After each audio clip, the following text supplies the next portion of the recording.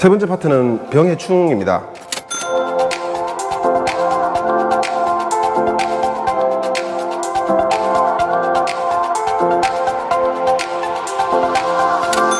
대파 농사를 짓는 사람은 한결같이 얘기하죠.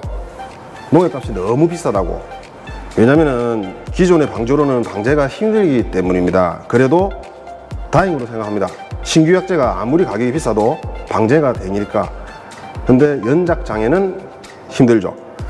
한 100에서 120일을 키워야 되는 팥밭에 얼마를 투자해야 약값을 뺄 수 있을까? 키포인트는 한 수확 40일 전부터 치료 효과가 좋은 약재를 좋은 약으로 방제 횟수를 늘리는 것입니다.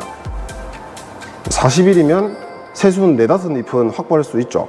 그전에는 솔직히 뭐 파밤나방 좀 먹어도 총체가 조금 백락이 끓더라도 요 뿌리만 안 다치면은 새순이 오기 때문에 충분히 약값을 줄일 수가 있습니다.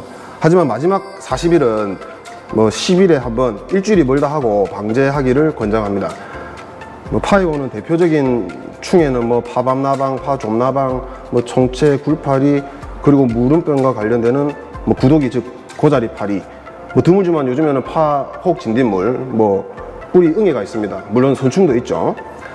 여기서 뿌리와 관련된 병은 뿌리 응애와 고자리, 선충입니다. 요 세 놈은 잡을 때까지 초기에 집중 방제하지 않으면 사달이 나요.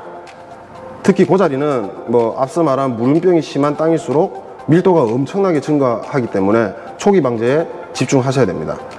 약은 아침에 치는 게 나아요, 저녁에 치는 게 나아요? 뭐 대부분 아시겠지만 병이 심할 때는 오전에 치시고 벌레가 심할 때는 저녁에. 가장 현명한 해충 방제는 나방 애벌레가 밖으로 다 나와 있을 때, 움직일 때 접촉독으로 치는 게 가장 현명합니다. 섭식독으로는 한계가 있습니다. 요즘 애들이 또 진화를 하는지 취사량만큼 섭식독으로는 많이 안 먹게 되는 것 같아요. 자, 병해로는 모종 키울 때 오는 우리 잘록병, 입꽃병이죠.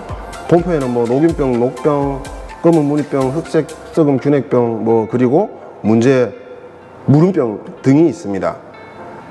여기서 잡기 힘든 놈이 녹균병, 균핵병, 무름병입니다. 연작장이라는 얘기죠. 녹균병과 무름병의 가장 큰 차이점은 녹균병은 일교차가 심할 때 나타나고 무름병은 아침 저녁으로 뜨거울 때 나타납니다. 둘 다 질소 가다에 사달이 나고 과습에서 끝장납니다. 이 골칫덩어리의 치료가 힘든 점이 1, 2강에서 얘기 드린 것과 같이 물과 비료의 잘못된 오염과 관련되는 것입니다. 녹균병의 가장 큰 포인트는 밭에서 잎으로 가는 1차 감염의 시기를 잡기 힘든 점이라는 거죠. 이미 밭에서 자리 잡고 있는 병임에도 옆집에 녹균병이 나타났어. 이제 약을 치기 시작해요. 올 때가 됐다는 얘기니까 미리 방지하는 것은 정말 좋은데 잎에만 치고 마는 거죠. 1차 감염은 밭에서 잎으로 가는 것이니 땅에서 잎으로 가는 거죠.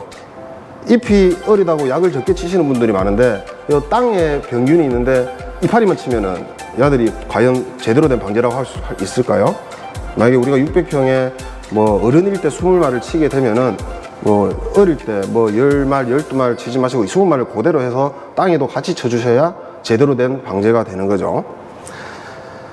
마지막으로 문제의 근원, 무름병에 대해서 말씀드리겠습니다. 시중에 나와 있는 마이신 계통의 약재가 있으나 7대 뿐이라서, 그리고 PLS 제도로 인해서 그 횟수가 한정돼 있죠. 그 중에서도 가장 효과가 좋은 옥솔린산의 경우 방제 횟수가 단 1회밖에 안 됩니다. 다른 계통의 약은 효과가 뭐 좀 미흡하다고 할 수 있죠. 1강에서 언급했던 어쩔 수 없이 물을 줘야 하는 경우, 무름병에 걸린 밭에 쓸데없이 비가 오는 경우 다음 방법으로 무름병을 치료할 수 있습니다. 식물성 락스, 그리고 과산화수소로 된 기능성 약재의 선택이죠. 처음 접해본 농가들은 이게 무슨 농약도 아니고 효과가 있겠나 하겠는데 농약 이상의 효과를 기대할 수 있습니다. 주의해야 할 것은 식물성 락스의 경우는 연속해서 사용하면 안 됩니다. 최소 20일을 띄워야 약해를 피할 수 있어요.